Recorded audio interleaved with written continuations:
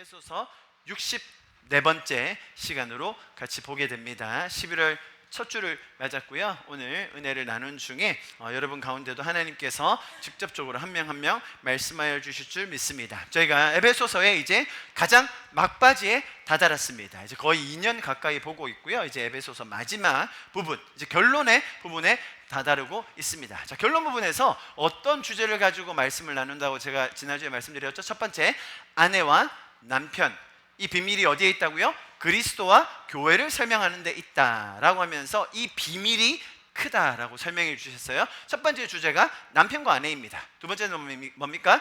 자녀와 부모. 다음, 종과 상전 혹은 주인에 대해서 나누고요. 마지막으로 영적 전쟁, 이 전신갑주를 취해야 하는 이 영적 전쟁으로 에베소서 전체가 결론을 맺습니다. 우리가 이 순서를 따라 쭉 보고 있고요. 지난주에 아내에 대한 이야기를 했습니다. 오늘은 남편에 대한 이야기인데요. 오늘 또 하필 오신 집사님 어떻게 하시겠습니까?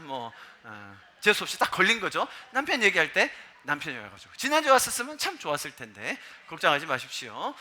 아내와 남편이 너무나 긴밀하게 연결되어 있기 때문에 제가 지난주 복습을 좀 심도 있게 하겠습니다. 하고 나서 오늘 남편의 내용에 넘어가도록 하겠습니다. 지난주 나눴던 내용 여러분 기억하실 겁니다. 아주 어렵다고, 이해하기가 어렵고 적용하기가 어렵다고 아주 심오한 비밀이라고 이야기한 데는 그 이유가 있다고 설명을 드렸습니다. 이 말씀 보십시오. 첫 번째, 아내들이여 자기 남편에게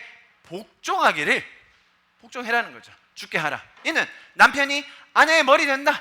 그리스도께서 교회의 머리 된 것 같다.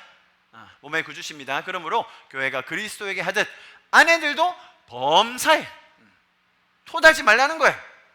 모든 일에 범사에 자기 남편에게 복종할 지니라 라고 이야기했습니다. 성경이 아주 심플하죠?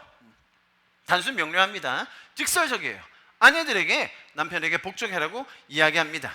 잔소리하지 말고 군소리하지 말고 남편에게 순종하라라고 이야기했는데요. 자, 이 구절 때문에 많은 분들이 성경에 대한 전반적인 오해를 가지기 쉽습니다. 지금 성경이 전체적으로 어떤 맥락에서 이야기하고 있으며 이것이 어떤 메시지를 전하기 위함인지, 그 뒤에는 또 어떤 내용이 나오는지를 다 알아야 하는데요. 그것을 보지 못한 채 이 구절만 보면 참 오해하기 쉽습니다. 제가 지난주에 이 구절이 의미하지 않는 것 4가지를 설명드렸습니다. 첫 번째 뭐였습니까? 무분별한 복종을 말하는 게 아닙니다. 여러분, 성경은요, 이 권위의 질서를 설명해 줍니다.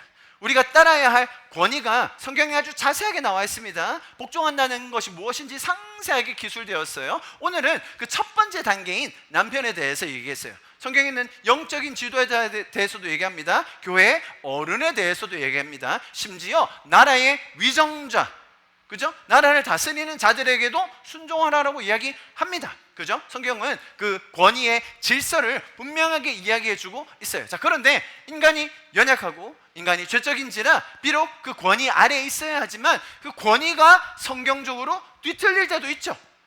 권위자가 성경적이지 않은 지시를 내릴 때가 있죠.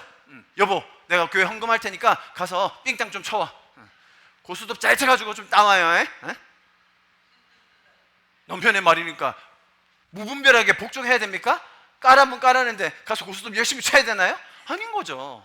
여러분, 성경에는 하나님이 가장 첫 번째 우리의 권위자가 되십니다. 하나님 아래 사람의 권위자들이 있죠. 그렇기 때문에 성경은 이렇게 이야기했습니다. 사도행전에 베드로와 사도들이 대답하여 이르되 사람보다 하나님께 순종하는 것이 마땅하다. 만약에 사람의 권위자가, 나의 눈에 보이는 권위자가 성경적이지 않은 것을 지시한다, 성경에 반하는 것들을 명령한다, 여러분 당연히 순종하지 않으셔도 됩니다. 그러나 많은 경우 제가 이 말씀을 드리면 아싸, 우리 남편이 이제 뭐 말하면 계속 성경을 체크해가지고 맞나 안 맞나, 당신 이거 지금 성경적으로 맞는 얘기야, 이거 하라는 말이 아니죠. 대부분은 사실 성경에 직접적으로 위배되지 않는다면 순종하는 게 맞습니다. 두 가지 다 균형이 있어야 돼요. 무슨 말인지 아시겠습니까? 아내들이 남편에게 복종하라고 했을 때는 대부분 복종하는 게 맞아요. 자, 그런데 간혹 이런 권위의 질서에 반할 때가 있으면 그것도 잘 분별해야 된다라고 첫 번째 설명드렸어요. 두 번째 뭐라고 말씀드렸죠? 인간적 의미의 복종, 말 그대로 복종이라고 하면 묻지도 따지지도 말고 네 하라는 거예요. 인간적인 생각으로는, 세상적인 말로는 그게 복종이잖아요. 그러나 성경, 이 원어적인 말의 복종이 뭐라고 설명드렸죠? 첫 번째, 책임감. 두 번째, 봉사. 원어의 의미의 복종은 이런 것들을 포함하고 있다고 제가 설명을 드렸습니다, 지난주에. 그리고 이게 참 많이 오해되는 부분인데요, 이 구절만 딱 보고 많은 여성인권주의자들이, 또 많은 여성들의 그 권위를 신장하려고 하는 사람들이 이거 봐라, 성경은 굉장히 가부장적이고 성경은 여성차별적이다라고 이야기 많이 합니다.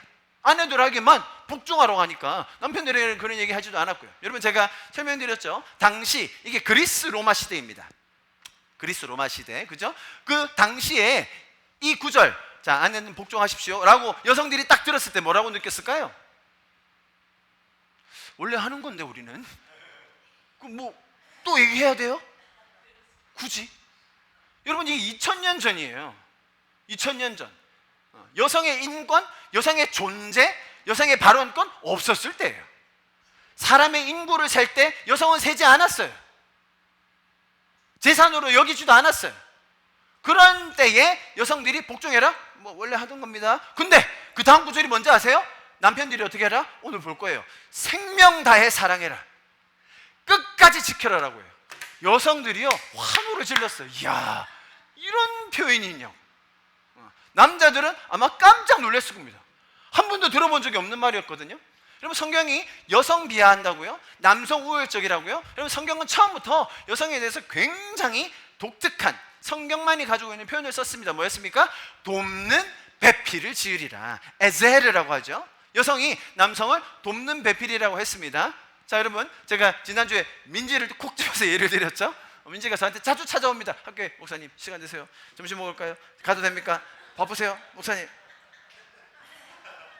오면 그래, 민지가 나를 돕겠구나 라고 생각할까요? 아니죠. 제가 민지를 도와야죠. 계속 성심성의껏. 이번 주는 한번 오지 말라고 했지만 너무 바빠가지고 네. 자, 여러분, 돕는 자가 누구예요? 능력이 있어야 돼요. 돕는 자가 여유가 있어야 돼요. 돕는 자가, 여러분, 사실 그 도울 수 있는 위치에 있어야 돕는 자가 될 수 있는 거예요. 우리는 흔히 여기서 돕는 자를 무슨 조수처럼, 종 부리는 것처럼 여성들을 비하했다라고 이야기합니다. 전혀 아니에요. 돕는 배필, 성경에서 어디에 쓰였다고요? 시편에 보세요. 여호와여 들으시고 내게 은혜를 베푸소서. 여호와여 나를 돕는 자가 되소서. 똑같은 단어예요. 에셀이에요. 하나님 우리의 돕는 자세요. 하나님이 나를 돕는 이시며 주께서는 내 생명을 붙들어 주시는 이신이다. 하나님 우리의 돕는 자시라니까요. 똑같은 단어를 누구한테 썼다고요? 여성들에게 썼어요. 성경이 여성 비하적이라고요? 남성 우월적이라고요? 가부장적이라고요? 성경 전체를 봐야 합니다. 제가 왜 이 말씀을 드리느냐, 오늘 본문을 보면서 여러모로 오해하고 있는 것들을 풀어드리는 거예요. 그죠? 성경이 말하지 않은 것, 의미하지 않은 것을 제가 체계적으로 설명드리는 겁니다. 마지막으로, 또 믿지 않는 남편일 경우에 그러면 내가 다 복종해야 됩니까? 남편에게 무조건 복종해야 하면 믿지 않는 남편에게서도 다 적용되는 겁니까? 답은 예, 맞습니다. 적용돼야 됩니다. 자, 그런데 어떤 경우가 많을 수 있다고요? 1번이 많이 생기겠죠. 왜? 믿지 않는 남편이 성경적이지 않은 가치로 나에게 자꾸 권면할 때, 이야기할 때 분별해야 될 때가 있죠. 아, 여보, 오늘 나랑 그냥 소주 한잔 하자. 그냥 우리 뭔가 좀 삐뚤어지자. 이거는 순종하지 않으셔도 됩니다. 왜 이렇게 막 확 와닿아요? 자, 성경이 얼마나 균형 잡히게 하나님의 마음과 관점으로 우리에게 이것을 이야기해주고 있는지를 여러분 잘 기억하셔야 됩니다. 제가 이어서 좀 설명을 더 드렸어요. 제가 지난주에 내용을 쭉 훑어가고 있는 겁니다. 여러분 아주 간략하게 잘 보시면서 따라오십시오. 오늘 내용과 다 연결이 됩니다. 자, 교회가 그리스도와의 관계에 있어서 어떤 의미인지. 자, 왜냐하면 지금 남편과 아내를 이야기한다고 했는데 이 비밀이 크도다. 나는 그리스도와 교회에 대해서 이야기하노라 라고 했어요. 이 비밀이 크다고 이야기해요. 어렵다고 얘기하는 겁니다. 그냥 비밀도 알기 어려운데 영어로 profound라고 해요. profound mystery. 정말 이해하기 어려운 심오한 비밀이라는 거예요. 왜? 이게 단순히 남편과 아내를 얘기하는 게 아니라 교회와 그리스도를 얘기하고, 단순히 교회와 그리스도, 남편과 아내만 얘기하는 게 아니라 인류 전체에 걸친 인간관계를 이야기하기 때문에 여기서 나오는 이 표현들이 그러면 남편과 아내에 대한 얘기인 건가? 교회와 그리스도에 대한 얘기인 건가? 나와 영적인 리더에 대한 이야기인 건가? 굉장히 이해하기가 어려워요. 자, 자, 그러나 우리가 열린 마음으로 하나님께서 우리에게 주시기 원하는 그 비밀을 바로 알 때 그 안에 누리는 복과 은혜는 이루 말할 수가 없죠. 자, 제가 그래서 교회와 그리스도의 관계를 설명드렸던 구절들이 이 구절들이에요. 에베소서에서 이미 다 설명을 해놨었습니다. 첫 번째, 교회는 그리스도와 함께함으로 인해 존재의 의미를 발견하게 됩니다. 성경은 굳이 안 읽을게요. 넘어갑니다. 두 번째, 뭐였습니까? 지식에 넘치는 그리스도의 사랑을 알게 되는 것이 이 관계의 핵심이에요. 서로를 알아가는 것, 그리스도를 알아가는 것, 교회로서 그리스도를 알아가는 것이 관계의 핵심이라는 겁니다. 관계가 단순히 그냥 관계 맺자라고 끝나는 게 아니라는 거예요. 세 번째 뭐였습니까? 그 지식 안에서 성장에 필요한 그리스도께서 주시는 모든 것들을 통하여 우리는 장성과 분량까지, 그에게까지 잘할 수 있다라고 이야기했습니다. 제가 좀 빨리 설명드렸는데요, 결론적으로 정리하자면 이겁니다. 교회와 그리스도의 관계에서, 그렇다면 교회가 그리스도에게 복종해야 되는 거예요. 그죠? 마치 아내가 남편에게 복종하듯이, 그죠? 그 관계가 성립되겠죠? 그게 어떤 의미인가? 첫 번째, 그리스도의 임재와 사랑을 경험하는 게 교회가 그리스도에게 복종하는 거예요. 그리스도의 사랑을 더 알게 되는 것이 관계의 핵심인 걸 아는 게 교회가 그리스도에게 복종하는 거예요. 셋째, 감사와 경외함으로 그분을 섬길 때 나도 성장하게 된다. 그것을 알고 그리스도를 따르는 것이 그리스도에게 복종하는 교회의 모습입니다. 자, 여러분, 제가 왜 이것을 설명드렸냐면, 여러분, 복종이라는 것이 단순히 일방적인 너 나한테 복종해라, 당신 나한테 복종하세요 라는 걸 의미하는 게 아니에요. 여러분, 지금 에베소서 우리가 60여 번을 지나오는 동안 그리스도께서 교회를 위하여, 하나님께서 우리 성도들을 위하여 하셨던 일은 무궁무진하게 설명을 했어요. 자, 그것에 대한 반응으로 보세요. 그리스도의 임재를 경험하는 것, 사랑을 아는 것, 그게 제일 소중하다고 느끼고 그것에 시간을 더 투자하는 것, 그게 복종이라니까요. 그걸 할 수 있게 누가 만들어 주셨어요? 그리스도가 이미 다 그 보혈의 공로로 이루어 주셨어요. 그죠? 관계의 핵심, 내가 그리스도를 더 알아가는 것, 그 어떻게 가능해졌습니까? 하나님께 나아가는 방법을 누가 열어주셨습니까? 그리스도의 십자가가 열어주신 거예요. 그리고 그분을 통하여 우리가 더 성장할 수 있다는 것을 우리에게 가르쳐주고 있어요. 무슨 말이냐면, 여러분, 복종이라는 것은 단편적인, 이례적인 한 방향의 것이 아니라 굉장히 쌍방의, 하나님께서 먼저 이루어 놓으신 것에 대한 우리의 반응으로 설명하고 있다는 거죠. 이해하셨죠? 복종하라는 것이 그리스도와 교회 관계에서 교회가 아무런 맥락도 없이 뜻도 없이 그냥 복종하는 게 아니라 그리스도께서 이미 이런 일들을 다 이루어 주셨기 때문에 그것에 대한 반응으로 복종하게 돼요. 자, 그런데 신기한 게 있다고 말씀드렸죠. 만약에 그렇다면 남편과 아내의 관계에서도, 자, 오늘 말씀이 뭐라고요? 남편은 어떻게 하라고요? 목숨을 다해 그리스도가 교회를 위하여 자기 목숨을 버리셨듯이 아내들을 사랑하라. 자, 이 말을 먼저 해주시고, 이 말 먼저 한 다음에, 그러니까 아내들도 남편에게 복종하세요 라고 한다면 얼마나 좋았겠어요. 자, 이해하셨습니까? 오늘 성경의 흐름을 보셔야 되는 겁니다.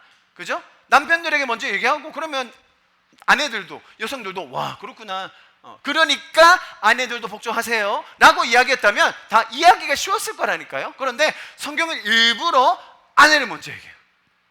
제가 왜 일부러라고 얘기하냐면, 뒤에는 남편이 또 먼저 나와요. 성경이 의도한 바가 있는 거죠. 아내들에게 먼저, 우리들에게 먼저 복종할 것을 요구해요. 여러분, 지금 우리가 설명하고 있는, 보고 있는 이 부분이 에베소서의 초반이 아니라는 거예요.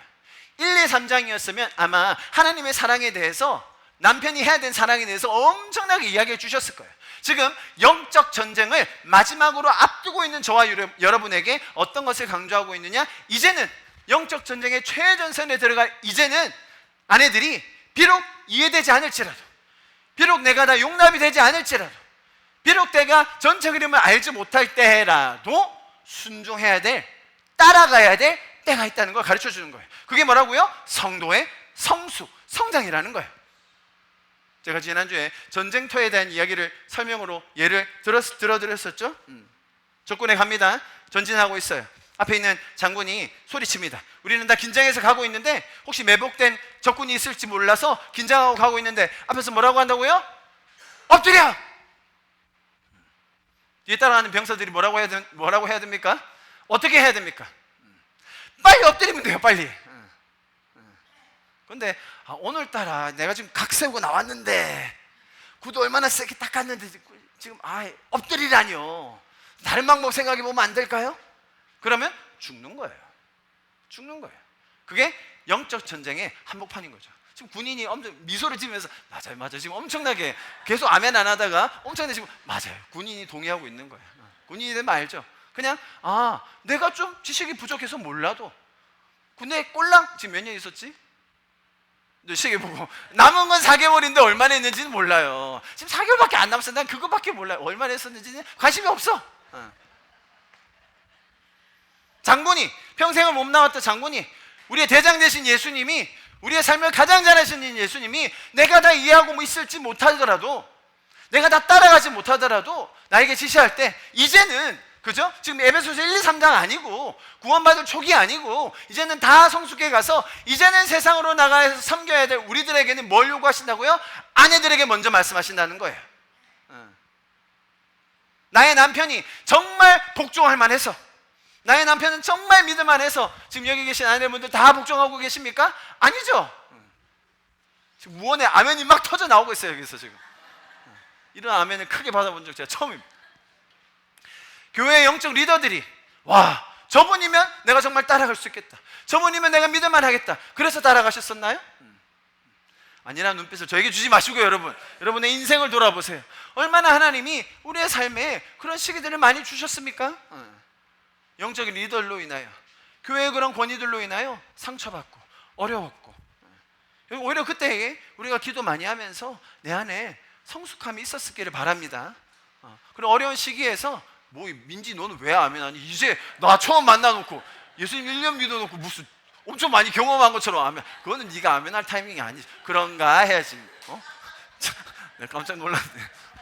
예수 1년 믿어놓고 지금 엄청나게 무슨 영적 권위를 경험해 본 것처럼 제가 약간 당황했어요. 여러분 진짜로 신앙생활 이제 오래 하신 분들이 그런 고백이 없을 수가 없죠. 그런 영적 권위 아래서 참 실망했던 순간들, 어려웠던 순간들, 아주 스트러글 하면서 고민했던 순간들 왜 없었습니까? 자, 그런데 여러분 그 안에서라도 우리가 어떤 반응을 이제부터 보이느냐에 따라 하느님께서 우리에게 계획하여 놓으신 그 은혜들이 이제 부어질 거예요. 부족하죠. 다 완벽하지 않습니다. 그럼에도 불구하고 하나님께서 여러분들을 두신 곳에서 순종함으로 그 은혜와 복을 누리실 수 있기를 축복합니다. 할렐루야. 자, 제가 지난주에 이런 내용을 말씀드리면서 한 가지를 덧붙였던 게 뭐냐, 아내들이 복종하는 것보다 뒤에 나올 남편의 얘기가 훨씬 더 어렵고 빡셉니다 라고 제가 미리 운을 띄워드렸었죠. 기억나십니까?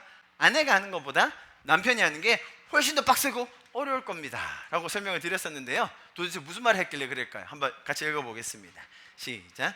남편들아, 아내 사랑하기를 그리스도께서 교회를 사랑하시고 그 교회를 위하여 자신을 주심같이 하라. Husbands, love your wives just as Christ loved the church and gave himself up for her 이라고 되어 있네요. 남편의 사랑, 이 어떠해야 되는가? 첫 번째, 의지적으로 그리스도께서 십자가를 선택하셨습니다.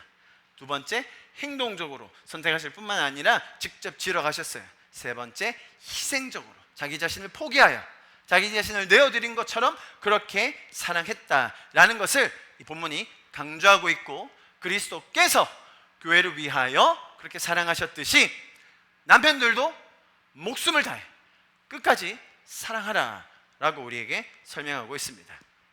그리스도께서 십자가를 지기로 선택하셨죠. 그리고 이 땅에 성육신하여 내려오셔서 그 십자가를 감당하셨으며 전적인 희생으로 말미암아 우리의 구원이 이루어졌습니다. 이해하셨습니까? 당연히 여기에서 성경이 남편들에게 지시하고 있는 이 사랑, 남편들에게 지시하고 있는 이 사랑은 권위적인 말로 아내들을 억누르거나 상위의 지위에서 의존하여서 군림하는 것이 아니라 정말로 헌신적인 자기 희생에 근거하여 아내들을 사랑해라 라고 말한 것을 아주 정확하게 볼 수가 있죠. 이해하시겠죠? 남편 여러분은 갑자기 이렇게 기가 확 죽으시고 뭐 어떻게 해라는 거지? 아직 시작도 안 했습니다. 여러분 좀 더 남았어요.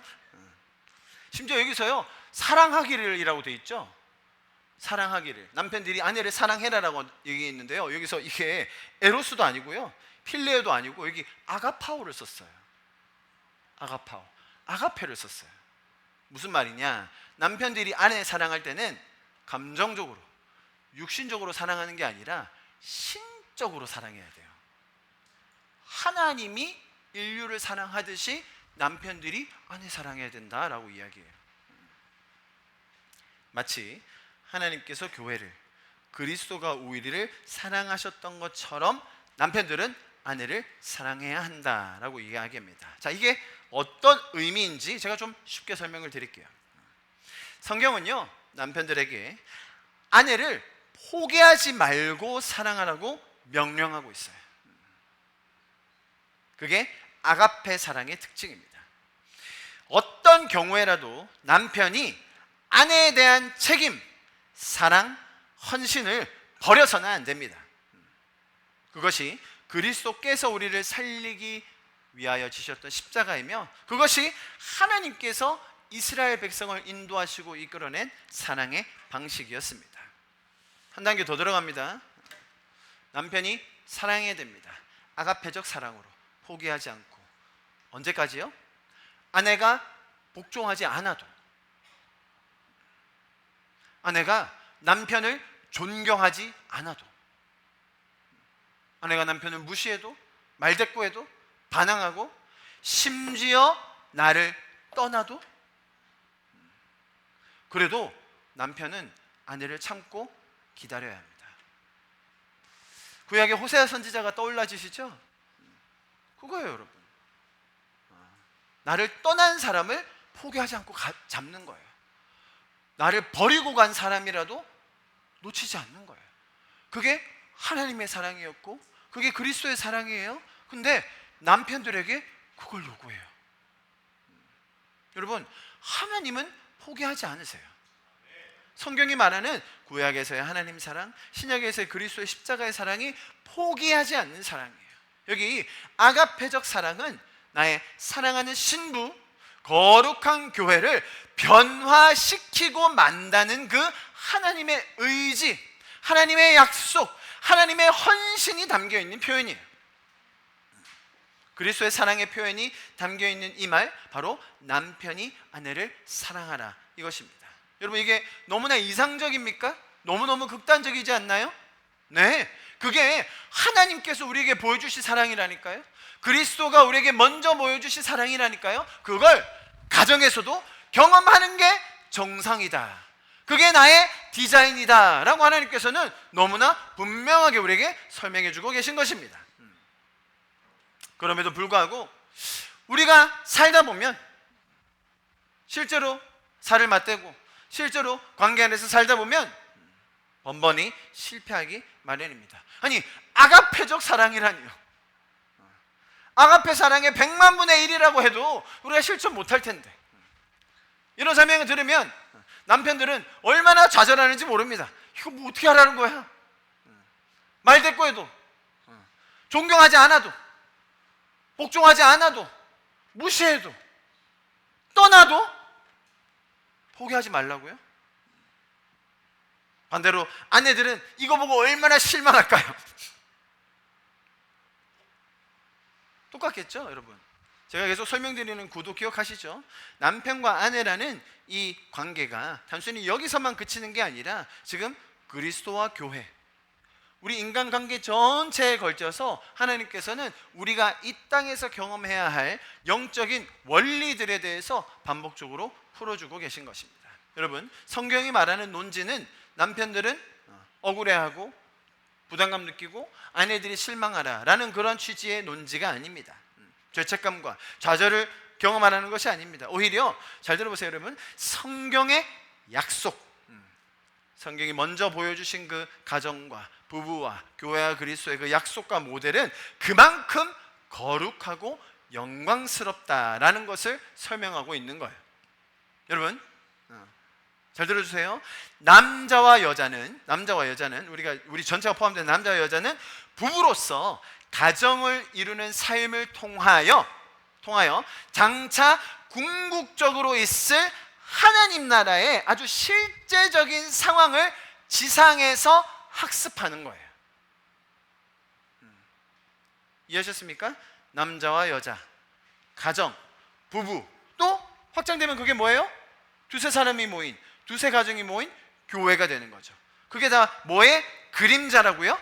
앞으로 올 그 하나님의 가장 영광스러운 이 아가페적 사랑을 완전하게 경험하게 될 그 이 땅의 모형이 뭐라고요? 지금 우리의 삶, 지금 우리가 연습하는, 날마다 살아내는, 고군분투 하지만 아가페 사랑 근처도 못 가지만, 내가 그렇게 하지 못하겠지만 그래도 우리에게 그 희망을 주시고 소망을 주시고 영광을 주셔서 그런 모습으로 살 수 있도록 우리를 만들어 주시는 분이 누구라고요? 하나님이라는 거예요.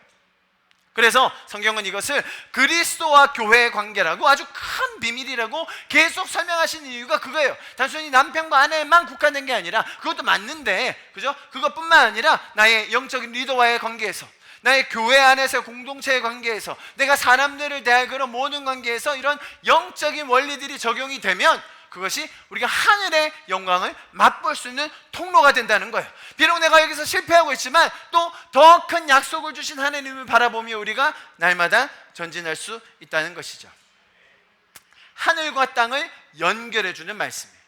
하늘과 땅을 연결해주는, 이 땅에 살면서 연습도 하고 때로는 낙담도 해보고 너무나 많은 경우에 실패하지만 우리의 근본, 우리의 모범이 되신 그리스도의 사랑을 다시금 생각하면서 우리도 그 모습 그대로 닮아갈 수 있기를 축복합니다. 성화되어 나가기를 간절히 기도합니다. 그리스도의 사랑의 그 장성한 분량만큼 자라며 매일의 삶을 감사함으로, 예 주님, 나도 이것을 연습할 수 있게 해주셔서 감사합니다. 예 주님, 비록 부족하지만, 지금 연약하지만, 쌍방이요, 그죠? 내가 복종할 수 없고 내가 사랑할 수 없는 그런 현실에 부딪히지만 그럼에도 불구하고 우리에게 영광스러운 소망을 주신 주님 감사합니다. 내가 주님이 가르쳐 주신 그 건강한 가정을 세우게 하여 주시옵소서. 주님이 말씀하여 주신 그 놀라운 교회의 영광을 나도 경험하게 하여 주시옵소서.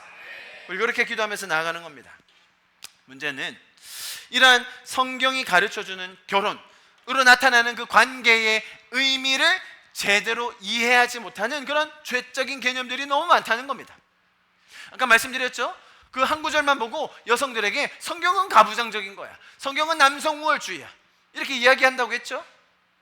여러분, 성경은 남성들이 끝까지 책임져야 된다고 해요. 가장 위험하고 가장 더럽고 가장 어려운 일은 누가 해야 돼요? 남자가 하는 거예요. 세상이 그렇게 돌아가지 않습니까, 여러분? 위험하고 어려운 일은 다 남자가 해요. 전쟁터에 누가 나가요?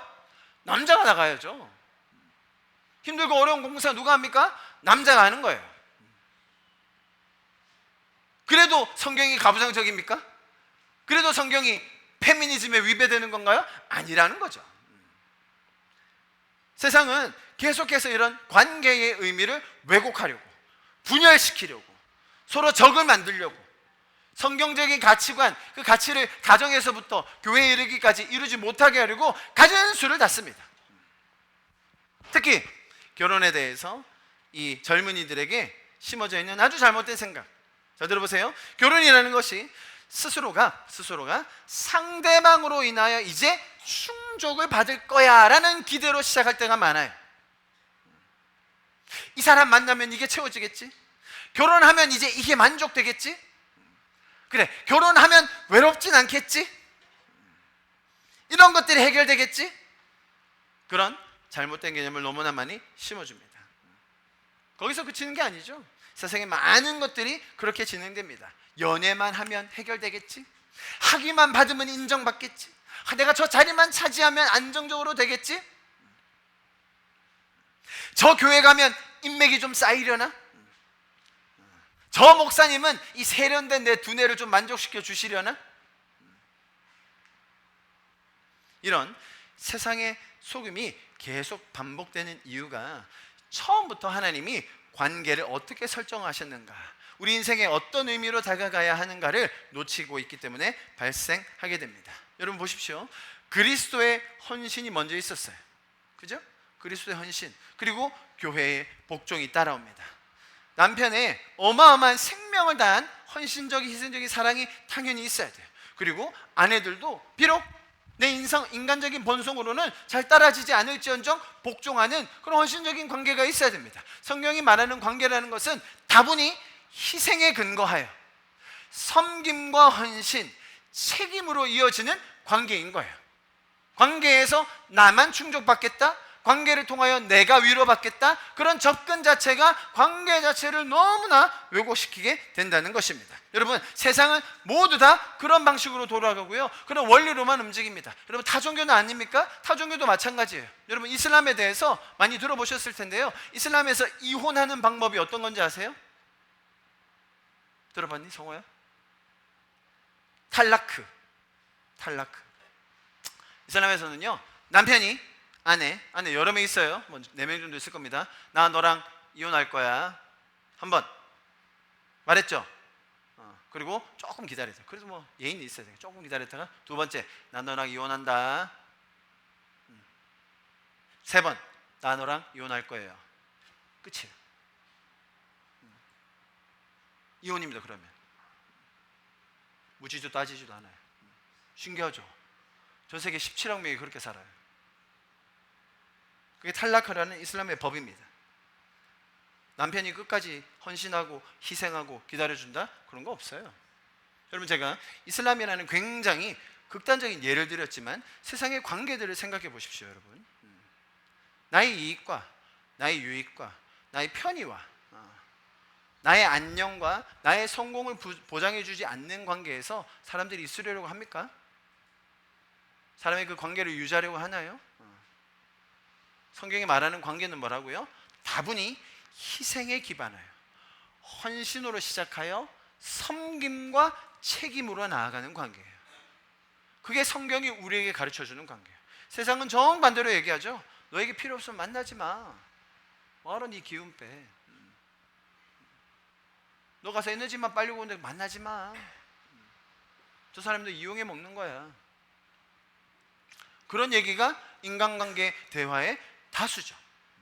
그런데 성경이 가르쳐주는 관계의 핵심은 거기서 시작하는 것이 아니라는 겁니다.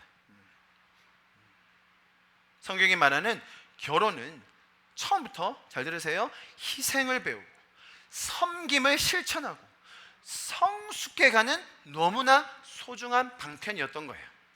그것을 이 땅에서 하나님이 우리에게 배우게 하신 디자인이 뭐라고요?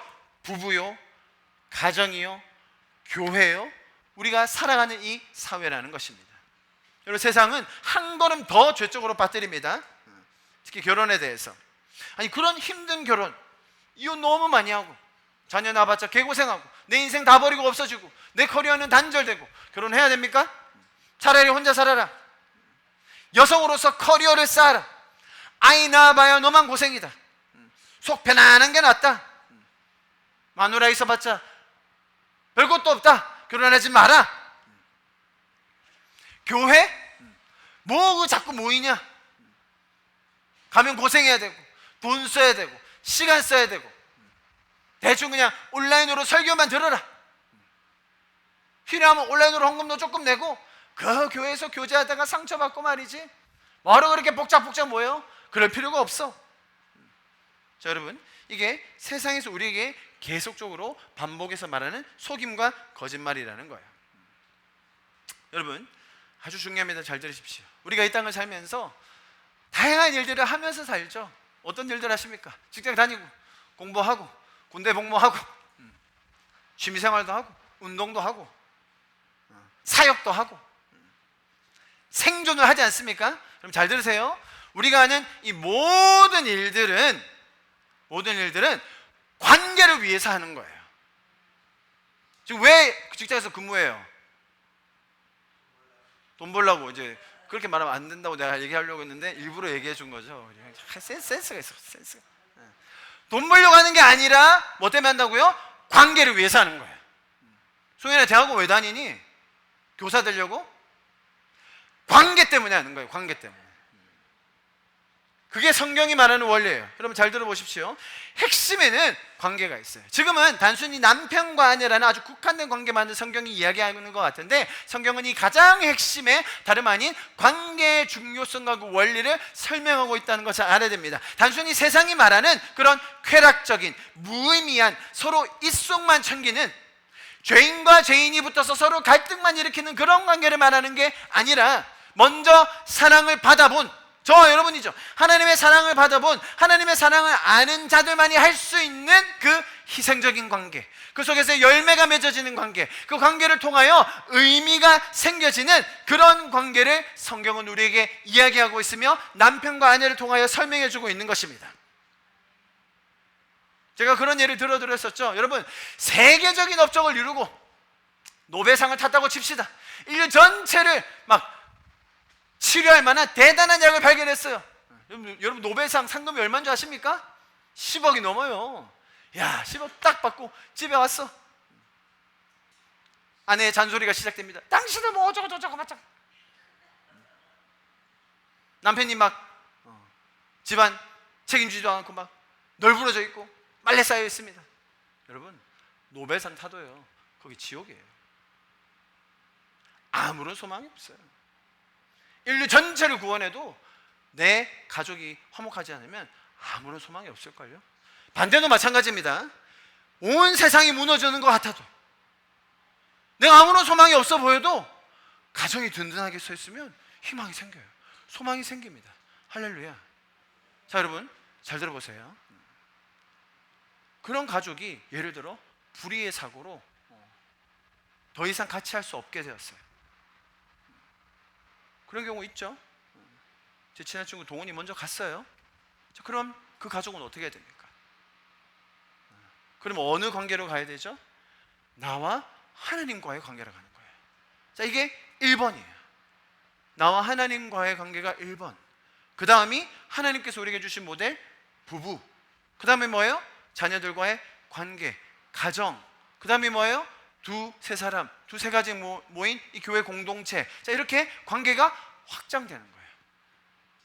비록 우리의 삶에 모든 것이 다 무너지고 없어져 보인다고 해도 하나님의 관계만 가지고 있으면 살아남을 수 있어요. 나치 시대에 유대인 강제 수용소에서 생존했던 여러분들이 계셨어요. 이분이 그 중에 한 분인데요, 코리 텐 붐이라는 분입니다. 이분이 네덜란드 출신으로 개신교인이었어요. 기독교인이었어요. 유대인은 아니었습니다. 그런데 많은 유대인들을 구출해주는 일을 했어요. 빼주는 일을 했어요. 그러다가 발각이 됩니다. 결국 유대인 수용소에 갇히게 돼요. 나치 수용소에 갇히게 됩니다. 그럼 나치 수용소의 삶은 단순히 인간 이하의 삶 정도가 아니라 인간을 실험적으로 죽이고 고문하고 가장 처참한 삶의 연속이었습니다. 이분도 마찬가지였습니다.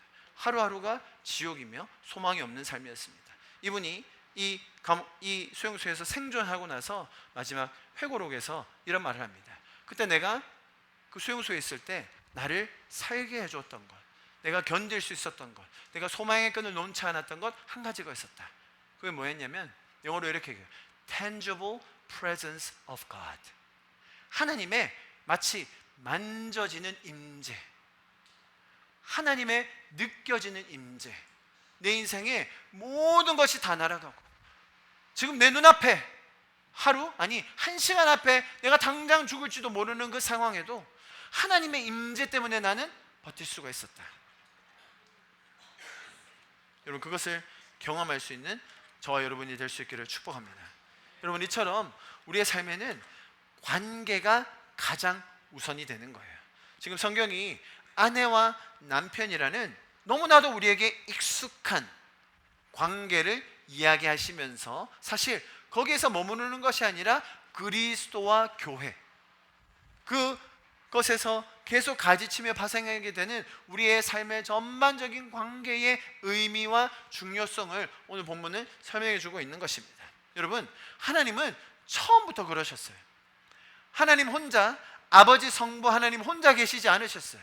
어떻게 계셨습니까? 성부, 성자, 성령이 처음부터 함께 계셨어요. 여러분, 이게 기독교만이 설명할 수 있는 사랑의 정의라는 거예요. 기독교 외에는 사랑이라는 것을 정의할 수가 없어요. 사랑은 일방적인 것이 아니거든요. 사랑은 혼자 하는 게 아니거든요. 이슬람에서 알라가 사랑이라고 얘기합니다. 많이 찾아보세요. 그 안에 사랑이 있는가? 없어요.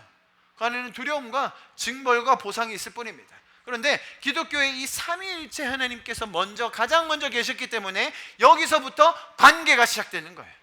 그만큼 기독교에서는 관계가 처음부터 중요했던 거예요. 그리고 인간을 만드셨습니다. 아담을 만드셨더니 어때요? 혼자 있는 게 보기 좋지 않은 거예요. 본인이 만들었음에도 불구하고, 하나님이 만드셨는데도 불구하고 혼자 있는 건 보기 좋지 않았어요.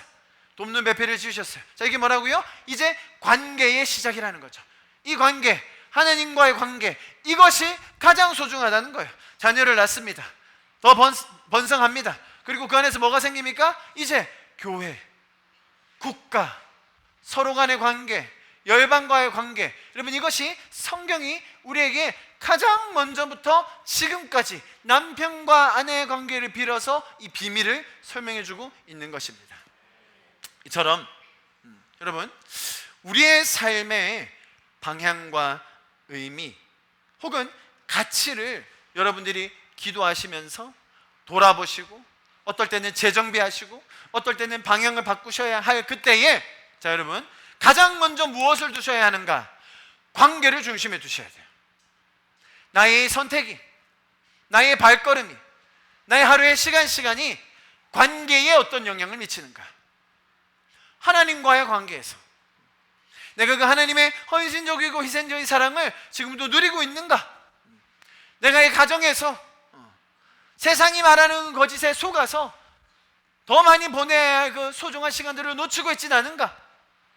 하나님께서 우리에게 허락하여 주신 이 놀라운 공동체 안에서 누릴 수 있는 그 사랑과 섬김과 책임을 내가 다른 것 때문에 놓치고 있지는 않은가? 여러분, 나의 삶의 방향과 의미와 가치를 재정비할 때 이 관계를 중심에 주실 수 있기를 바랍니다.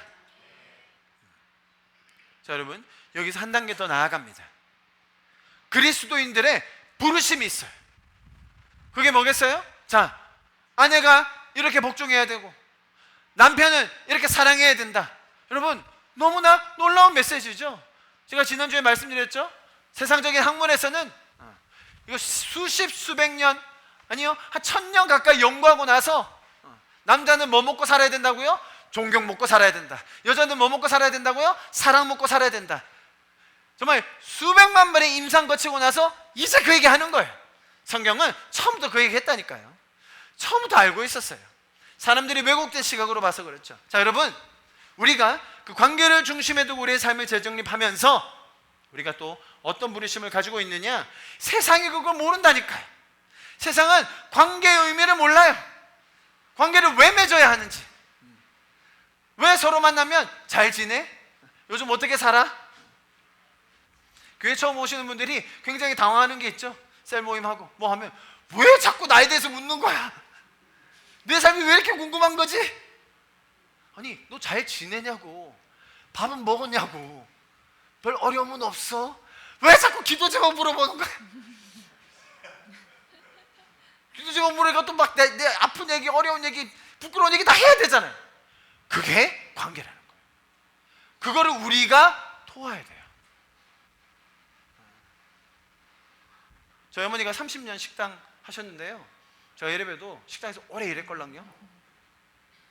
아주 오래 물어보세요. 제가 인정받을 수 있습니다. 여러분, 대학교 때 시험 기간 빼고는 다 일했어요. 제가 식당에 일하면서 배운 게 있어요. 여러 가지가 있는데, 그 남편하고 아내인지 애인인지 보면 아시죠? 우리는 그냥 바로 알아, 바로 알아. 뭐 어려워요? 다 보면 알아요. 한눈에 알아. 그럼 제가 또 식당 주인 아들 아닙니까? 아들. 술 먹고 뭐 하면 자꾸 아들을 또 불러.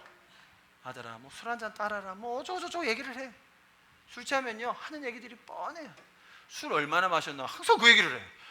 높은 사람이고 뭐 저기 노가다는 사람이고 다 내가 술을 그때 야 우리가 7병 깠는데 어쩌고저쩌고.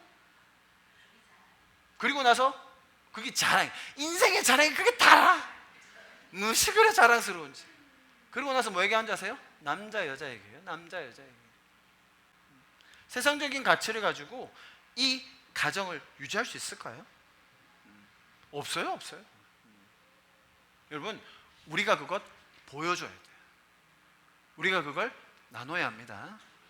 성경이 말하는 남편과 아내의 가치, 여러분 이거는 세상이 죽었다 깨어나도 알 수 없어요. 수백만 번 임상 거치고 고작 얘기하는 거, 남편은 존경해 주세요, 아내는 사랑해 주세요, 끝이에요. 아무리 학문적으로 뛰어난다고 해도 성경이 말하는 이 원리 뛰어넘지 못해요. 아내들이요, 복종하십시오. 남편들이요, 생명 다해 사랑하십시오. 그리고 그 관계에서 오는 의미를 잘 배우셔서 하늘의 영광을 바라보며 비록 부족하지만, 연약하지만 이 땅에서 끝까지 포기하지 말고 한 걸음 한 걸음 걸어가십시오. 여러분, 그것이 우리가 이 땅에 있으면서 하나님께서 세상을 섬길 수 있는 소명으로 주신 줄 믿습니다. 여러분, 우리가 이 땅을 살아가며 나의 삶을 재정립하고 나의 시간들을 돌아보며 나의 선택들을 하나씩 다시 되돌아볼 때, 여러분, 그 관계가 가장 중심에 있을 수 있기를 축복합니다. 나의 성공과 업적, 그거 해서 뭐 하게요? 내 학위, 돈 많이 버는 것 해서 뭐 하게요? 관계가 어그러진다? 가장 후회할 겁니다. 성경은 그것을 처음부터 얘기하고 있어요. 반대로 말하면 내가 가장 힘든 고난의 길을 걸을지라도, 내 인생의 가장 광야 같은 시간을 거닌다 할지라도 관계만 있으면 돼요. 하느님과의 관계, 나에게 허락하여 주신 가정과 공동체와의 관계만 있으면 넉넉히 이길 것입니다. 여러분, 시간 좀 같이 기도합시다. 기도할 때 주님께서 먼저 보여주신, 또 우리에게 명령하여 주시고 가르쳐 주신 그 희생하는 사랑, 헌신적인 사랑, 봉사하며 책임지는 그 관계, 세상이 말하는 이기적이고 내 입속을 챙기려고 하고 내가 만족을 얻으려고 하는 그 어린아이의 신앙에서 주님이 이제 제가 더 성장하게 하여 주십시오. 예, 처음에는 맞아, 이 사람 사귀면 이렇게 되겠지, 결혼하면 저렇게 되겠지, 직장 가지면 이런 교회 가보면 그렇게 되겠지. 맞아요, 처음에는 그렇게 했을 겁니다. 그러나 주님께서 우리를 더 큰 성수, 더 깊은 성장으로 부르고 계십니다. 하나님, 그 주님의 부르심에 반응하는 우리가 되게 하여 주시옵소서. 주님을 따라가는 우리가 되게 하여 주시옵소서. 주님께서 우리에게 가르쳐 주신 그 관계의 소중함을 깨닫고 주님, 내 삶을 다시 한번 돌아보게 하여 주시옵소서. 관계로 말미암아 우리에게 주시는 그 놀라운 은혜와 축복이 무엇인지를 더 깊게 깨닫는 이번 한 주가 되게 하여 주시옵소서. 우리의 삶을 주님 앞에 올려드리면서 이 시간같이 주님의 이름 한번 부르짖고 기도합니다. 주여, 주님 인도하여 주십시오. 주님 은혜를 붙들어 주십시오. 관계의 소중함이 무엇인지를 다시 한번 알게 해주시옵소서. 이 시간 주님, 우리의 삶의 관계들을 조명하여 주시옵소서. 성령님, 우리가 가지고 있는 관계들 하나하나 조명하여 주십시오. 주님, 혹시나 제가 이기적으로 희생하지 않는 관계는 없습니까? 주님, 혹은 제가 오해하고 있는 관계는 없습니까? 혹시 주님, 나에게 붙여주신 그 영혼들 가운데 내가 주님의 그 빛과 주님의 사랑을 드러내야 될 그런 관계는 없습니까? 주님, 이 시간 제 삶에 있는 관계들 하나하나 조명하여 주십시오. 주님, 내가 알지 못하는 그런 비밀한 것들을 더 드러내기 원하시는 주님, 하나님께서 이 시간 우리의 삶을 감찰하여 주시고 말씀하여 주시고 보여주셔서 그 관계 안에 주님께서 주시는 풍성함을 더 누리게 하여 주시옵소서. 우리 시간 좀 그렇게 기도합시다. 너무 큰 소리로 외치지 않더라도 주님, 나의 삶의 관계들을 조명하여 주십시오. 주님, 내가 알지 못하는 그런 단계에 있는 여러 관계들 속에서 하나님의 뜻이 내 삶 가운데 더 드러나게 하여 주시옵소서.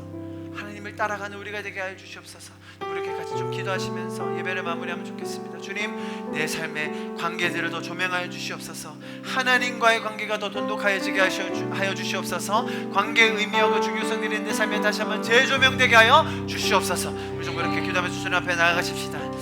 사랑하시는 주님, 감사합니다. 한 명 주의 사랑 항상 내 곁에 머무시네. 나 주님을 모른다 하여도 주의 사랑 또 나를 믿어주시네. 나 주님을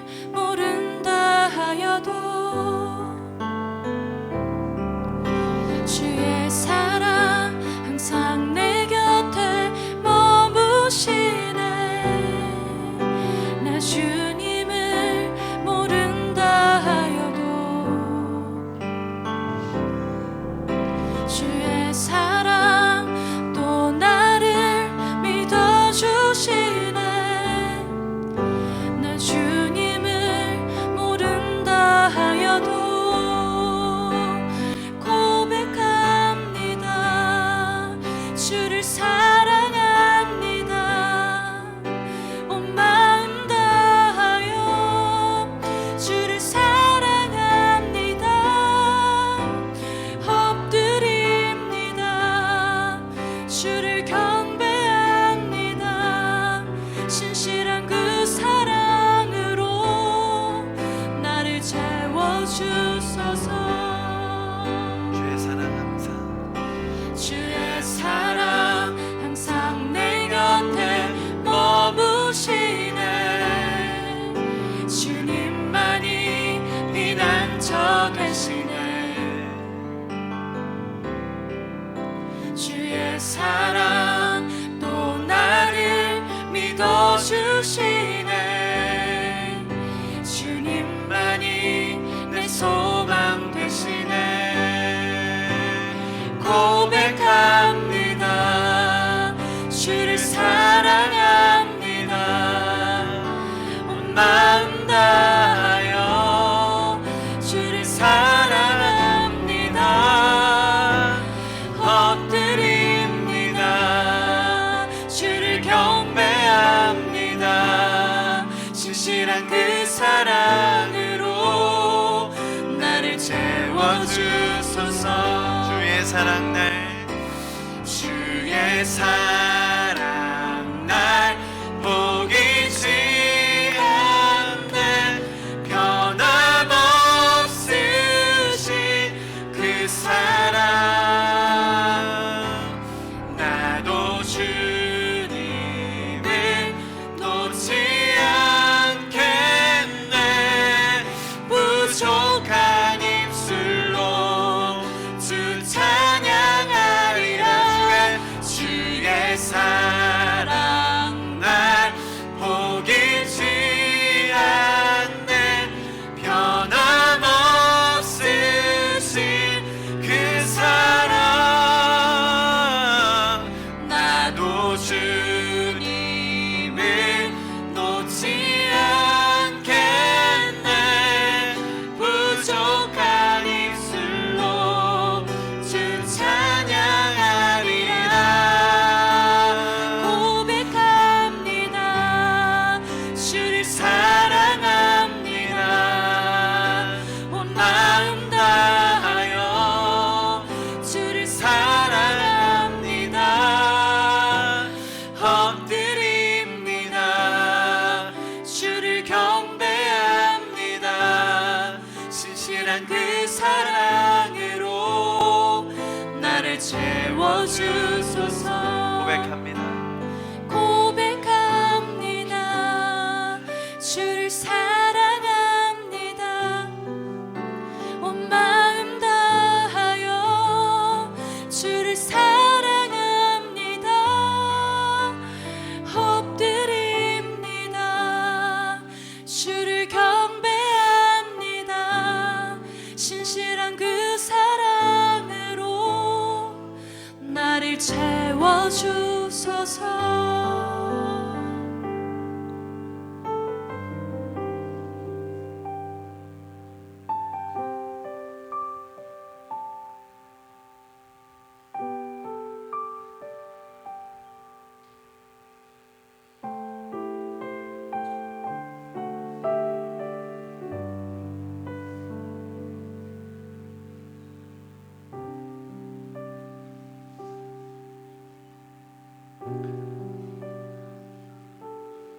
우리를 향한 그 사랑을 한 번도 포기하지 않으신 그 아가페의 사랑, 우리로 먼저 배우게 하시고 경험하게 하시고 그 사랑 안에 젖어들게 하여 주신 주님 감사합니다.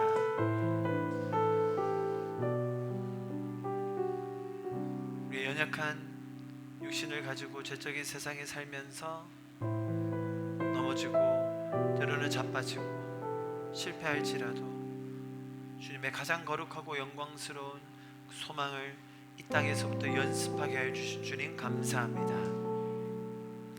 주님께서 보여주신, 가르쳐주신 그 관계의 소중함과 우선성을 깨닫고 주님, 우리의 삶을 날마다 주님과 함께 걸어가게 하여 주시옵소서. 나의 가장 밑바닥에서도 주님의 그 임재를 통하여 일어나게 하시고, 나의 가장 어려운 순간에도 주님 믿는 공동체 가운데서 함께 일어서는 것을 경험하며 간증하게 하여 주시옵소서. 지금은 우리 주 예수 그리스도의 그 무한하신 은혜와 하나님 아버지의 그 포기하지 않으시는 사랑하심과 성령님의 끝까지 인도하여 주시는 그 역사심이 지금 이 자리에 모여서 주님이 우리에게 보여주신 그 관계를 붙들고 나아가기 원하는 우리 성도들 한 분 한 분 머리 위에, 가정과 학업과 일터와 삶의 터전 위에 지금부터 영원토록 함께 하시기를 간절히 축원하며 기도하옵나이다. 아멘.